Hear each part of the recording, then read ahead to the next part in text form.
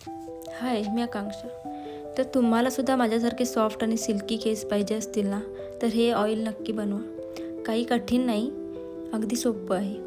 तर आता तुम्हाला पहिला याचे काय काय फायदे आहेत ते सुद्धा सांगते. कोरफडीमुळे ना आपले केस मऊ, चमकदार तर होतातच, त्याशिवाय आपल्या केसांमधील कोंडासुद्धा कमी करण्यास मदत होते. कारण कोरफडीमध्ये ना अँटीबॅक्टेरियल प्रॉपर्टीज असतात.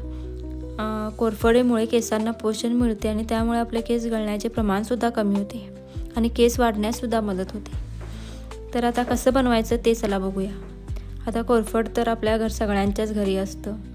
नसेल तर बाजूच्यांकडून मागून घ्या, काही होत नाही.